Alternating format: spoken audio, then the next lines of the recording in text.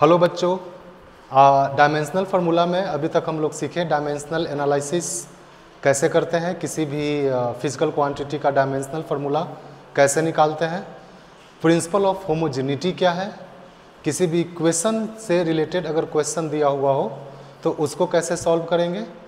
Use of dimensional formula में हम लोग सीखें कि किसी भी इक्वेशन को कैसे चेकआउट करते हैं कि वह डायमेंशनली करेक्ट है या फिर रॉन्ग है।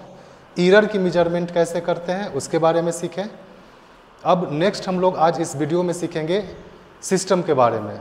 तो अभी तक जो भी पढ़े हैं या जो बच्चा अभी तक नहीं पढ़ पाया है इस वीडियो से, तो नीचे डिस्क्रिप्शन में इसका लिंक दिया हुआ है। बाकी पीछे के जो टॉपिक हैं उसको जा कर के देख सकते हैं वहाँ से। तो चलो आज सीखते हैं सिस्टम ऑफ यूनिट। सबसे पहले कि सिस्टम की ज़रूरत क्यों महसूस हुई, सिस्टम क्यों लगाएं। जैसे किसी भी चीज़ का हम लोग मान लो थोड़ा देर के लिए लेंथ की बात करते हैं, तो लेंथ का हमको मेजरमेंट करना है। अगर इस पेन का अगर हमको लेंथ मेजरमेंट करना है तो क्या इसको हम किलोमीटर से करेंगे, क्या इसको हम लोग फर्मीमीटर में करेंगे, माइक्रोमीटर में करेंगे? नहीं, इसका जब भी हम लोग मेजरमेंट करेंगे तो या तो सेंटीमीटर में करेंगे या फिर इंच में करेंगे। अगर हमको पटना से लेकर के दिल्ली का डिस्टेंस निकालना है तो क्या हम सेंटीमीटर में करेंगे? नहीं करेंगे, संभव नहीं है। तो हर डिस्टेंस के लिए हर एक पार्टिकुलर एक उसका वैल्यू लिया गया कि अगर छोटा मेजरमेंट होगा तो उसको हम सेंटीमीटर से करेंगे, और छोटा मेजरमेंट होगा माइक्रोमीटर से करेंगे, और छोटा मेजरमेंट होगा फर्मीमीटर से करेंगे। उसी तरह से अगर बड़ा डिस्टेंस का अगर हमको मेजरमेंट करना हो, जैसे मान लो कि हमको डिस्टेंस लेना है, डिस्टेंस अगर मान लो कि एक स्टेट से दूसरे स्टेट का हमको डिस्टेंस लेना है, उसको हम लोग जनरली किलोमीटर में करते हैं। अगर हम लोग और ज़्यादा डिस्टेंस लेना है तो उस कंडीशन में लाइट ईयर का इस्तेमाल करते हैं। अगर सन से और अर्थ के बीच की दूरी निकालना है तो लाइट ईयर में भी कर सकते हैं। तो ये डिस्टेंस का अलग अलग जो रेंज लिया गया है वह उसके डिस्टेंस कितना बड़ा वैल्यू है या कितना छोटा वैल्यू है उसके बेसिस पर लिया गया है।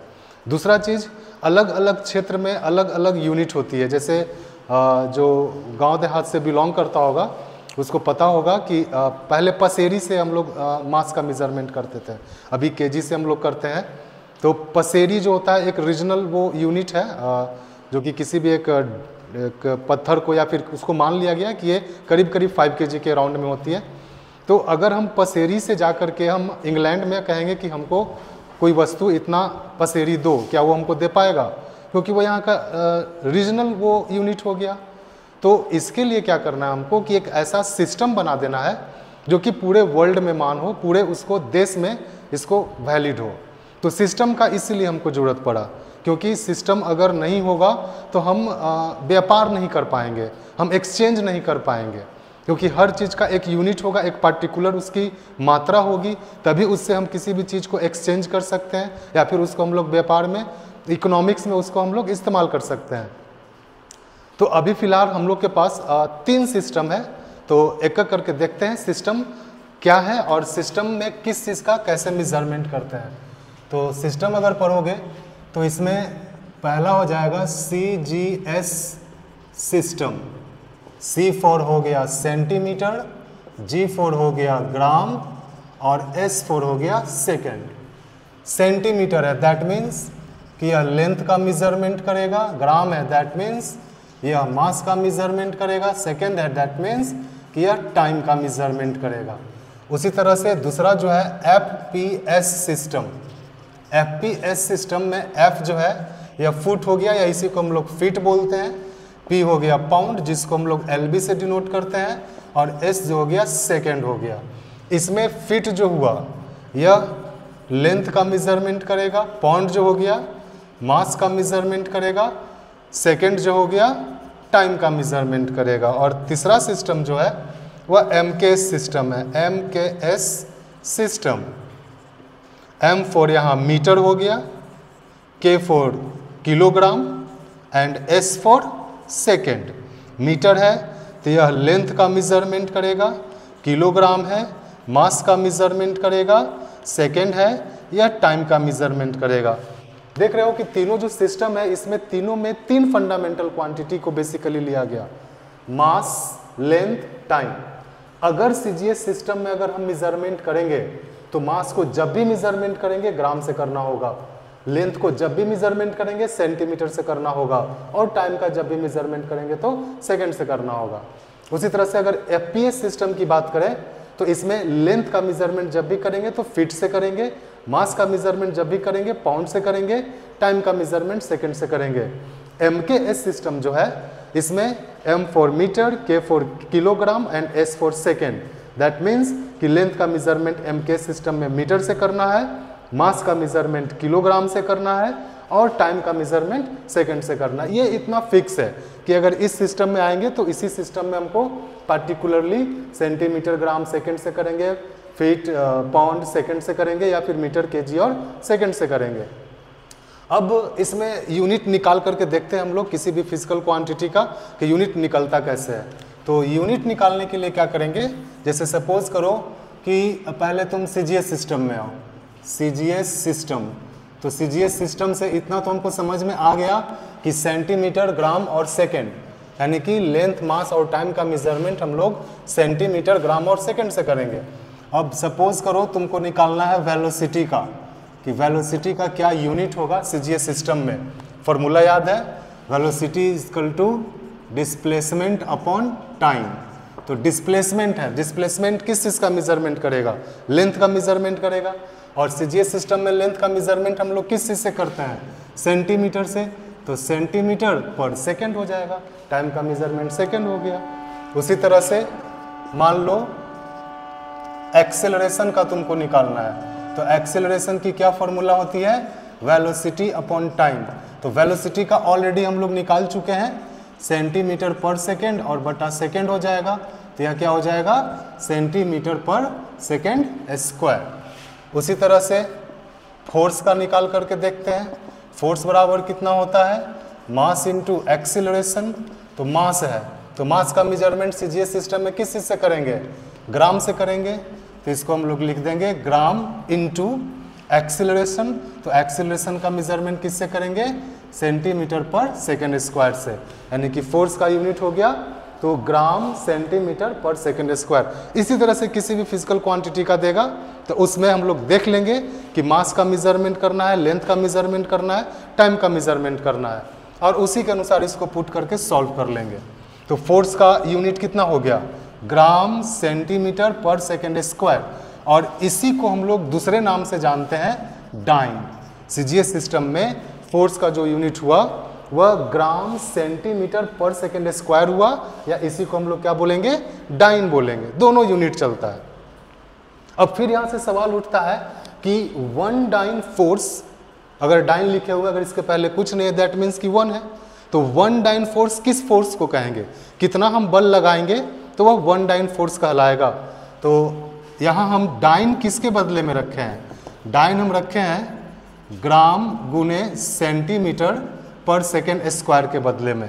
डाइन के पहले कुछ नहीं है तो वन, ग्राम के पहले कुछ नहीं है तो वन, सेंटीमीटर पर सेकेंड स्क्वायर के पहले कुछ नहीं है तो वन। तो तुम यहीं से डिफाइन कर सकते हो वन डाइन किस फोर्स को कहेंगे। तो देखो, तो यहाँ से ऐसे बोल सकते हैं कि one dyne is that force which acting upon 1 gram object due to which it create acceleration 1 centimeter per second square। 1 dine बराबर 1 ग्राम इंटू 1 सेंटीमीटर पर सेकेंड स्क्वायर है। तो 1 सेंटीमीटर पर सेकेंड स्क्वायर ये क्या बताएगा हमको, ये हमको एक्सेलरेशन बताएगा, और यह 1 ग्राम है, यह क्या बताएगा हमको, यह ऑब्जेक्ट का मास बताएगा। तो सपोज करो कि अगर कोई वस्तु है, यह 1 ग्राम की वस्तु है, 1 ग्राम की वस्तु को हम ऐसे रख दिए, अब इस पर हम फोर्स लगा रहे हैं, बल लगा रहे हैं, इतना पता है जैसे ही हम इस पर फोर्स लगाएंगे इसमें एक्सेलरेशन होगा और यह मोशन करना शुरू कर देगा। तो किसी भी 1 ग्राम की वस्तु पर लगने वाला वह बल, जिस बल के कारण इस 1 ग्राम की वस्तु में कितना का एक्सेलरेशन प्रोड्यूस कर जाए, 1 सेंटीमीटर पर सेकेंड स्क्वायर का एक्सेलरेशन प्रोड्यूस कर जाए, तो उसी फोर्स को हम लोग वन डाइन फोर्स कहेंगे। एक बार फिर से, वन डाइन फोर्स क्या है, तो वन डाइन फोर्स वह बल है जो किसी भी 1 ग्राम की वस्तु पर लगता है और उसके कारण वह कितना एक्सेलरेशन प्रोड्यूस कर देता है, 1 सेंटीमीटर पर सेकेंड स्क्वायर का एक्सेलरेशन प्रोड्यूस कर देता है। फिर उसी तरह से हम लोग नेक्स्ट भी निकाल सकते हैं वर्क। वर्क बराबर कितना हो गया, force into displacement.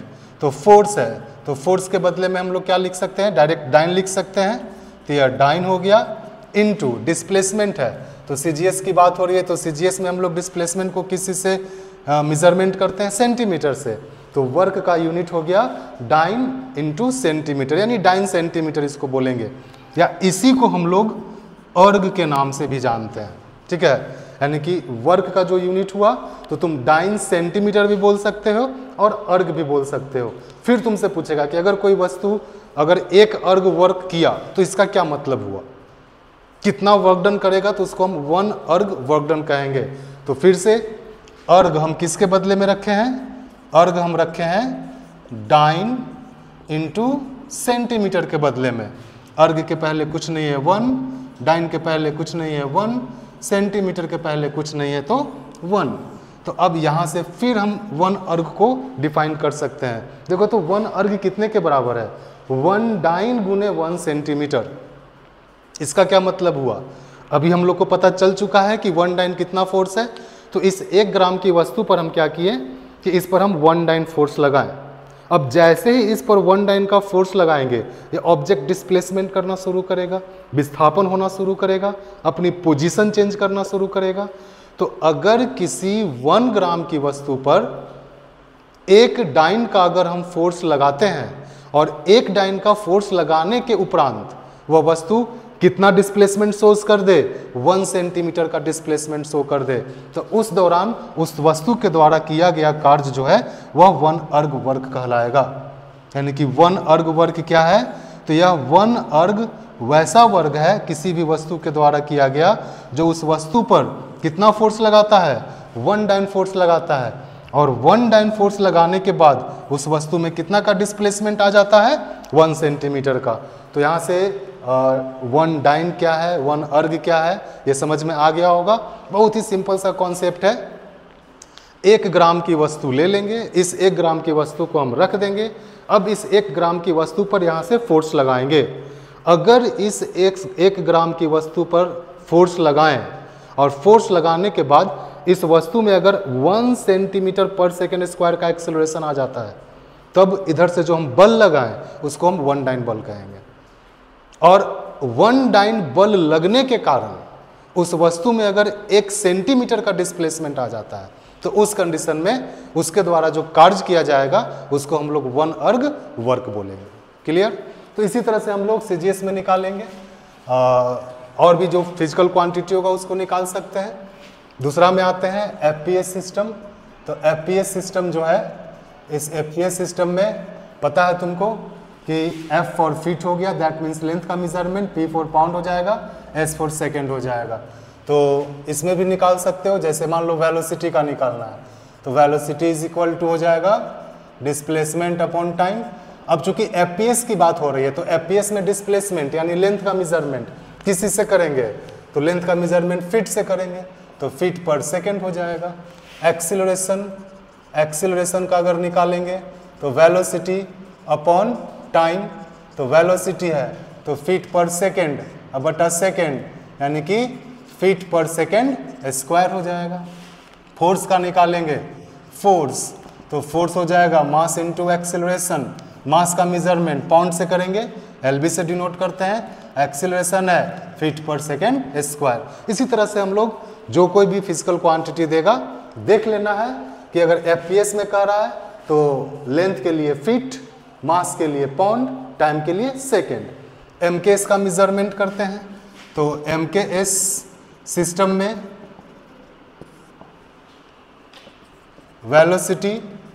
Velocity displacement upon time, तो डिस्प्लेसमेंट है, एमकेएस सिस्टम है तो एमकेएस में किससे हम लोग मेजरमेंट करेंगे, मीटर से, टाइम है सेकेंड से। उसी तरह से एक्सेलरेशन वेलोसिटी अपॉन टाइम तो क्या हो जाएगा, मीटर पर सेकेंड स्क्वायर हो जाएगा, मीटर पर सेकेंड और फिर बटा second, metre per second square हो जाएगा।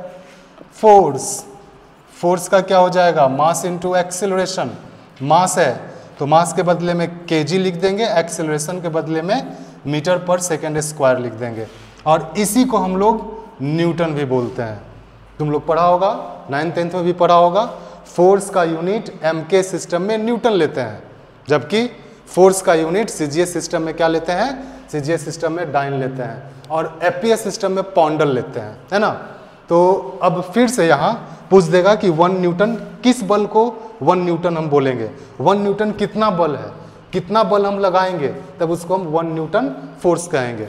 तो यहाँ पर देखो तो न्यूटन किसके बदले में रखे हैं, न्यूटन रखे हैं KG into metre per second square.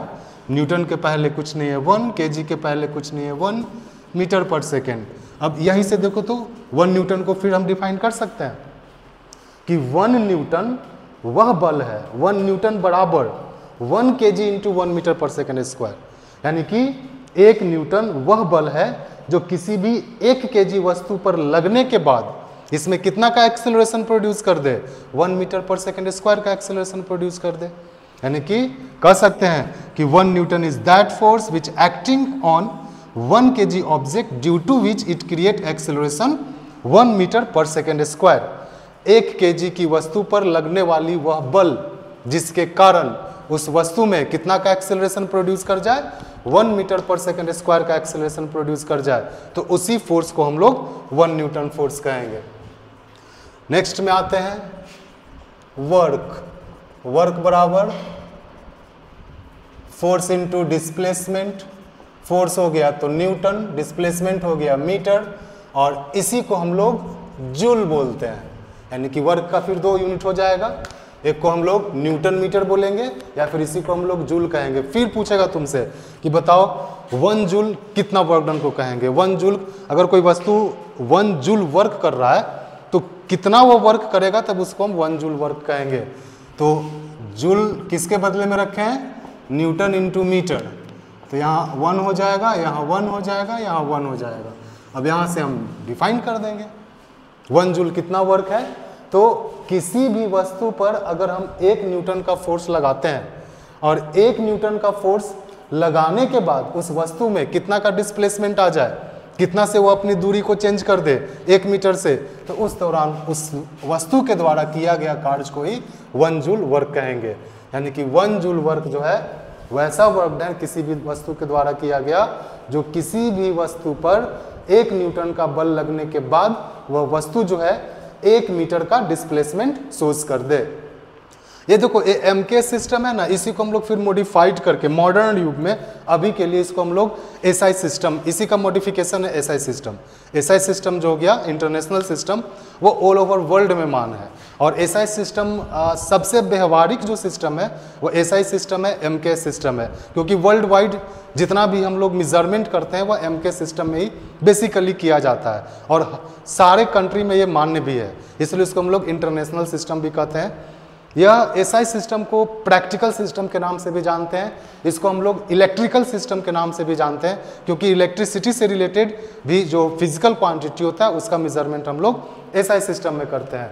तो कुछ इलेक्ट्रिसिटी से भी रिलेटेड देख लेते हैं, जैसे मान लो करंट हो गया, इलेक्ट्रिक करंट, इलेक्ट्रिक करंट, तो करंट बराबर कितना होता है, charge upon time, Q by T.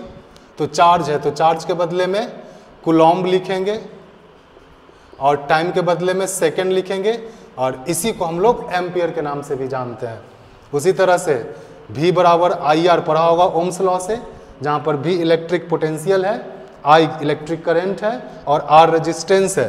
तो रेजिस्टेंस है तो रेजिस्टेंस का निकाल लो, V बटा I हो जाएगा, पोटेंशियल है, पोटेंशियल के लिए वोल्ट इस्तेमाल करते हैं, करंट के लिए एम्पियर इस्तेमाल करते हैं, तो वोल्ट पर एम्पियर हो जाएगा, या इसी को हम लोग ओम के नाम से भी जानते हैं। नेक्स्ट कैपेसिटी, कैपेसिटी C बराबर होता है Q बाई V, चार्ज बटा पोटेंशियल। तो चार्ज का है तो क्या बोलेंगे इसको, चार्ज के लिए हम लोग कूलॉम्ब ले लेंगे, पोटेंशियल है वोल्ट ले लेंगे, तो कूलॉम्ब पर वोल्ट, या इसी को हम लोग फराडे के नाम से भी जानते हैं, जिसको F से डिनोट करते हैं। यानी कि इसका यूनिट या तो कूलॉम्ब पर वोल्ट हो जाएगा या फिर फराडे हो जाएगा। नेक्स्ट में आते हैं इंडक्टेंस। इंडक्टेंस बराबर होता है पोटेंशियल गुने टाइम बटा करंट, तो ये हो जाएगा पोटेंशियल तो वोल्ट इनटू टाइम है सेकेंड बटा करंट है तो एम्पियर, यानी कि इंडक्टेंस का हो जाएगा वोल्ट सेकेंड पर एम्पियर, या इसी को हम लोग हेनरी के नाम से भी जानते हैं, जिसको हम लोग H से डिनोट करते हैं। ठीक है, तो अभी तक हम लोग सीखे कि किस सिस्टम में किसी फिजिकल क्वांटिटी का यूनिट हम लोग कैसे लेते हैं, FPS में कैसे लेंगे, MKS में कैसे लेंगे और CGS में कैसे लेंगे। इससे जो तुमको क्वेश्चन पूछेगा टाइप ए में क्वेश्चन पूछेगा कि what is the unit of force work energy power in CGS system, in FPS system, in MKS system, तो कैसे इसको बनाना इसको सीख गए हैं। अब हम लोग इसका जो सबसे इम्पॉर्टेंट सेगमेंट है जो कि इंटर कन्वर्सन का क्वेश्चन इससे पूछता है, वो तुमको कह देगा किसी एक सिस्टम में वैल्यू दे देगा और दूसरे सिस्टम में इसका वैल्यू निकालने के लिए कहेगा। जैसे अभी हम लोग सीखे ना कि फोर्स का जो यूनिट होता है CGS सिस्टम में डाइन होता है, लेकिन MKS सिस्टम में क्या लेते हैं, न्यूटन लेते हैं। तो क्वेश्चन दे देगा कि 1 न्यूटन बराबर कितना डाइन होगा, इसको निकाल करके दिखाओ। फिर वर्क का सीखे हम लोग कि CGS सिस्टम में वर्क की जो यूनिट होती है वह अर्ग होता है, जबकि MKS सिस्टम में इसके लिए जूल होता है। तो तुमको एक सिस्टम में वैल्यू दे देगा, कह देगा कि 10 जूल है उसको अर्ग में कन्वर्ट करो, या फिर 50 अर्ग है उसको जूल में कन्वर्ट करो। तो कैसे कन्वर्ट करते हैं इसी के बारे में अब हम सीखते हैं, इसको ध्यान से देखना होगा। बहुत ही सिंपल सा चीज़ है। किसी भी इंटर कन्वर्सन का क्वेश्चन अगर तुमको दे तो सबसे पहले क्या करना कि उसको तुम 2 कॉलम पहले बना लेना। जैसे हम एक एग्जांपल लेकर के सीखते हैं कि कैसे इसको कन्वर्ट करते हैं। जैसे मान लो कि क्वेश्चन है convert 1 newton into dyne. Convert करना है हमको कि 1 न्यूटन जो है इसको डाइन में कन्वर्ट करना है। तो कोई भी इंटर कन्वर्सन का क्वेश्चन हो सबसे पहले क्या करना है, 2 कॉलम बना लेना है। तो चलो 2 कॉलम बना लेते हैं। इस तरह से हम एक साइड उस फिजिकल क्वांटिटी को रखेंगे जो हमारा गिवन है और दूसरे साइड उस फिजिकल क्वांटिटी को रखेंगे जो हमको कैलकुलेट करना है। तो 1 न्यूटन दे दिया है कि 1 न्यूटन वैल्यू है, इसको कन्वर्ट करना है, कितना डाइन होगा, 1 न्यूटन को कितना डाइन के बराबर कहेंगे। तो हमको 1 न्यूटन दिया हुआ है तो 1 न्यूटन हम एक साइड लिख लिए। दूसरा साइड में हमको जिसमें हमको कन्वर्ट करना उसको लिखना है डाइन। तो हमको अभी नहीं पता हमको कि कितना डाइन होता है, तो हम डैश डैश डाइन मान लेते हैं। ठीक है, अब तुमको ये क्वेश्चन जब दिया हुआ रहेगा तो इससे तुमको पता चल जाएगा कि किस सिस्टम में हमारा वैल्यू दिया हुआ है और किस सिस्टम में निकालना है। जैसे इस क्वेश्चन में 1 न्यूटन को कन्वर्ट करना है डाइन में, तो 1 न्यूटन तुमको दिया हुआ है। तो Newton is the unit of force in MKS system. तो हमको MKS सिस्टम में वैल्यू दे दिया है, तो ये 1 न्यूटन किस सिस्टम का हो गया, MKS सिस्टम का हो गया। उसी तरह से डाइन, तो dyne is the unit of force in CGS system. तो ये डाइन है तो यह कौन सा सिस्टम में हो गया, यह CGS सिस्टम में हो गया। देखो एग्जाम्पल के तौर पर हम लेकर के चल रहे हैं 1 न्यूटन को कन्वर्ट करना है डाइन। एक सबसे छोटा एग्जाम्पल लेकर के चलते हैं। जैसे 1 kg को अगर तुमको CGS में कन्वर्ट करना होगा तो 1 किलोग्राम बराबर कितना होता है, 1000 ग्राम होता है, ये सबको पता है। तो 1 kg वह भी एक फिजिकल क्वांटिटी है, 1000 ग्राम वह भी एक फिजिकल क्वांटिटी है। तो 1 kg बराबर 1000 ग्राम, यानी कि पहला फिजिकल क्वांटिटी दूसरे फिजिकल क्वांटिटी के बराबर होगा। और फिजिकल क्वांटिटी को हम लोग NU से डिनोट किए थे, सबसे फर्स्ट क्लास में ही देखे थे इसको। तो फिजिकल क्वांटिटी, कोई भी फिजिकल क्वांटिटी होगा तो उसको NU से डिनोट करेंगे, जहां पर N क्या है, न्यूमेरिकल वैल्यू है, U क्या है, यूनिट है।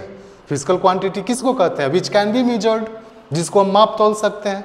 तो यह न्यूटन जो है 1 न्यूटन बराबर कुछ ना कुछ डाइन होगा ना। तो 1 न्यूटन यह भी एक फिजिकल क्वांटिटी है और कुछ ना कुछ डाइन होगा, यह भी फिजिकल क्वांटिटी है।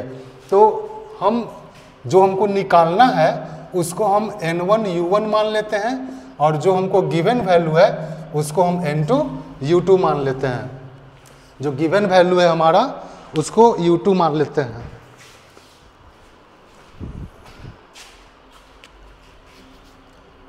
N1 U1 N2 U2 clear है। अब यह N1 U1 जो होगा यह N2 U2 के बराबर होगा। क्यों बराबर होगा, क्योंकि 1 न्यूटन को ही हम कन्वर्ट कर रहे हैं डाइन में, तो 1 न्यूटन बराबर कुछ न कुछ डाइन होगा ना। तो एक बार फिर से, किसी भी क्वेश्चन को जब कन्वर्ट करने का कहे तो सबसे पहला काम करना है, 2 कॉलम बना लेना है। एक कॉलम में जो वैल्यू दिया हुआ है उसको लिख देना है, दूसरे कॉलम में उस वैल्यू को लिखना है जिसमें हमको मेजर्ड करना है। दोनों का सिस्टम तुमको पता चल जाएगा। जैसे न्यूटन है तो न्यूटन एमकेएस में है, एमकेएस लिख दिए, डाइन सीजीएस में है, सीजीएस में लिख दिए। इसी से तुमको क्वेश्चन से पता चल जा रहा है कि तुमको कन्वर्ट किससे किस में करना है। तो एमकेएस से हमको जाना है किस सिस्टम में, सीजीएस सिस्टम में जाना है। तो हम एक को फिजिकल क्वांटिटी को N2 U2 मान लिए हैं, दूसरा को हम N1 U1 मान लिए हैं। यहाँ पर N2 का वैल्यू कितना 1, U2 कितना न्यूटन, N1 यही वैल्यू हमको निकालना है कि ये कितना वैल्यू होगा, और U1 जो है यह डाइन है। तो चूंकि 1 न्यूटन बराबर जितना भी डाइन आएगा यह दोनों बराबर ना होगा, इसीलिए N1 U1 बराबर N2 U2 लिख सकते हैं। हमको निकालना कौन सा वैल्यू है, N1 वैल्यू निकालना है। तो N1 is equal to N2 U2 बटा U1। हम समझते हैं यहाँ तक सबको क्लियर हो गया होगा। इतना स्टेप, ये जो स्टेप किए वो हर क्वेश्चन में करेंगे जो इंटर कन्वर्सन का होगा, जो एक सिस्टम से दूसरे सिस्टम में दिया हुआ रहेगा। अब इसके बाद क्या करना है कि हमको फिजिकल क्वांटिटी देखना है कि कौन सा फिजिकल क्वांटिटी का हमको कन्वर्ट करने के लिए बोला है। तो न्यूटन पता है तुम लोग को किसका यूनिट है, फोर्स का। डाइन किसका यूनिट है, फोर्स का। दैट मीन्स कि फोर्स फिजिकल क्वांटिटी को हमको कन्वर्ट करना है एमके सिस्टम से सीजीएस सिस्टम में। तो यहाँ से तुमको क्वेश्चन से पता चल जाएगा कि कौन सा फिजिकल क्वांटिटी है।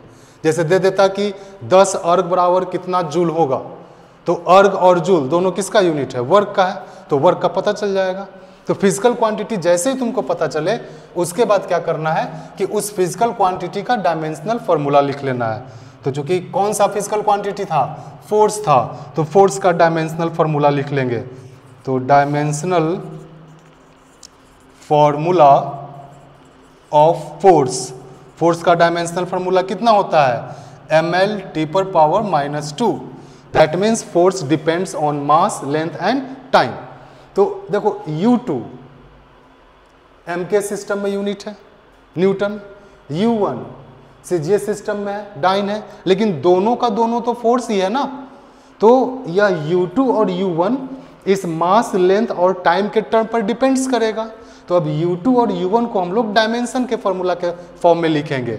तो डायमेंशन फॉर्मूला फॉर्म में लिखेंगे तो इसको कैसे लिखेंगे, तो N1 is equal to N2, U2 बटा U1 है, तो इसको हमको मास के टर्म में लिखना है, लेंथ के टर्म में लिखना है और टाइम के टर्म में लिखना है। तो ऊपर में 2 लिखे हैं, नीचे 1 लिखे हैं, तो मास को लिखेंगे, मास को तो या तो हम सीजीएस में ले या फिर एमकेएस में, डायमेंशन फॉर्मूला तो m ही होगा। तो मास के लिए हम ले लिए m2 बटा m1। 2 बटा 1 क्यों लिए, क्योंकि यहाँ पर 2 बटा 1 है, U2 वाला और U1 वाला, ये दोनों जो है वह एक दूसरे के साथ है और दोनों डिवाइड में। तो 2 मास को अगर लिखेंगे तो m2 बटा m1, लेंथ को लिखेंगे l2 बटा l1, टाइम को लिखेंगे t2 बटा t1, और जितना जितना पावर है उतना उतना पावर इस पर हम लोग देते जाएंगे। तो यह हमारा यूनिट जो होगा वह मास, लेंथ, टाइम के कन्वर्ट कर जाएगा टर्म में, यानी कि डायमेंशन के फॉर्म में कन्वर्ट कर जाएगा। तो m पर कितना पावर है 1, तो m पर पावर लिख देंगे 1। उसी तरह से लेंथ को लिखेंगे तो लेंथ के लिए क्या लेते हैं, L डायमेंशन फॉर्मूला, तो L2 बटा L1, पावर कितना है 1। टाइम के लिए लेंगे तो T2 बटा T1, पावर कितना है -2, तो -2 ले लेंगे। क्लियर। अब N1 is equal to N2। फिर से तुमको देखना होगा अब क्वेश्चन को। क्वेश्चन में देखो तुमको MKS से CGS में जाना है, ये तो तुमको पता है, क्वेश्चन देख करके पता चल जाएगा। अब देखेंगे कि 2 वाला टर्म किस सिस्टम में लिए हैं और 1 वाला टर्म किस सिस्टम में लिए हैं। 2 वाला टर्म किस सिस्टम में है, MK सिस्टम में। N2 U2, U2 न्यूटन था ना, और न्यूटन किस सिस्टम में यूनिट होता है, MK सिस्टम में। यानी कि 2 वाला जो टर्म है वह MK सिस्टम में वैल्यू लेना है और 1 वाला जो टर्म है वह CGS सिस्टम में हमको वैल्यू लेना है। तो देखो यहाँ M2 है, तो 2 वाला टर्म किस में है, MK सिस्टम में है। तो M मास को रिप्रेजेंट कर रहा है और मास को MK सिस्टम में किस चीज से मेजरमेंट करते हैं, kg से मेजरमेंट करते हैं। तो M2 के बदले में लिख देंगे kg। बटा m1। 1 वाला किस सिस्टम में है? सीजीएस सिस्टम में है, और सीजीएस सिस्टम में मास का मेजरमेंट हम लोग किस चीज से करते हैं? ग्राम से करते हैं, तो बटा में m1 के बदले में लिख देंगे ग्राम।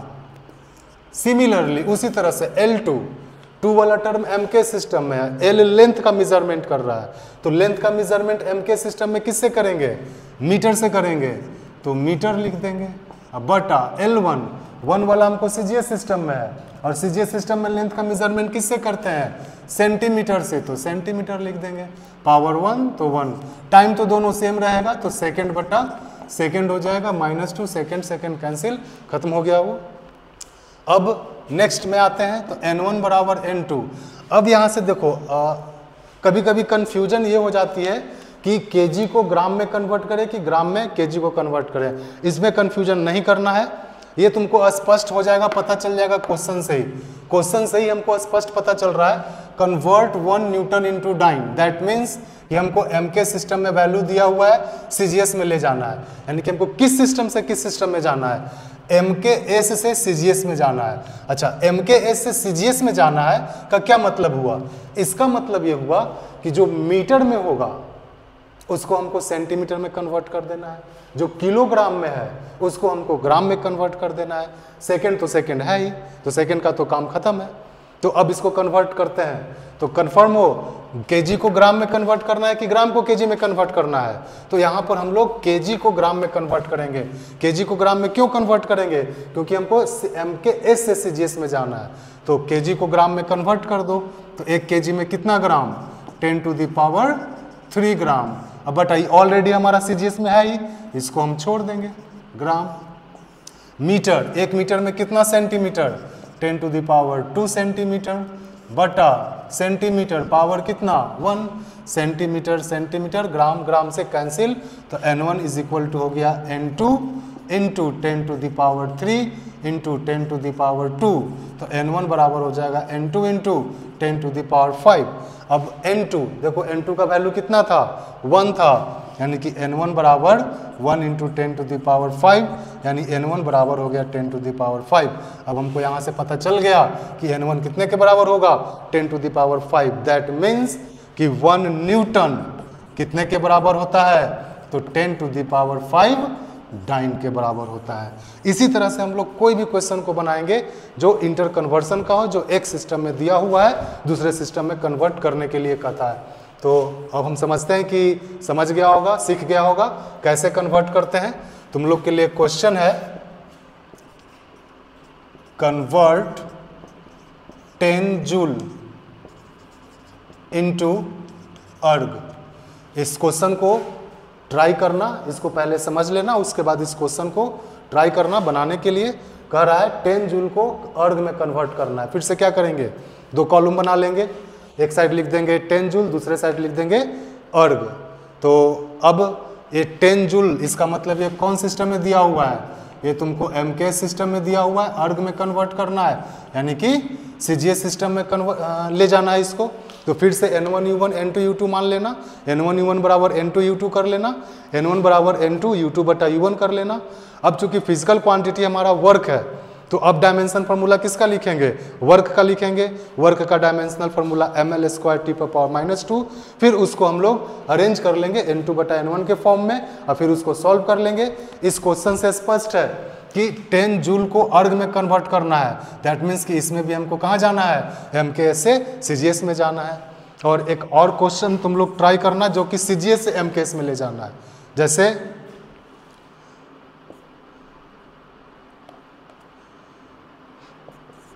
टेन डाइन पर सेंटीमीटर स्क्वायर को कन्वर्ट करना है MKS सिस्टम में। MKS सिस्टम में कन्वर्ट करना, इसका मतलब कि कितना न्यूटन पर मीटर स्क्वायर होगा। इस क्वेश्चन को भी तुम लोग सॉल्व करना। क्वेश्चन में दिया हुआ है, देखो डाइन पर सेंटीमीटर स्क्वायर है, तो इससे तुमको फिजिकल क्वांटिटी भी पता चल जाएगा। डाइन है, दैट मीन्स कि फोर्स हो गया, पर सेंटीमीटर स्क्वायर है यानी कि एरिया हो गया, तो फोर्स बटा area is equal to pressure हो जाएगा, है ना। तो अब यहाँ पर दिया हुआ है 10 डाइन पर सेंटीमीटर स्क्वायर को कन्वर्ट करना है तुमको MKS सिस्टम में। दैट मीन्स कि सीजीएस सिस्टम से किस में जाना है, एमके सिस्टम में जाना है। तो क्वेश्चन देख करके ही पता चल जाएगा कि किस सिस्टम से किस सिस्टम में हमको ले जाना है। तो इस तरह से कोई भी अगर इंटर कन्वर्सन का क्वेश्चन देगा तो बन जाना चाहिए।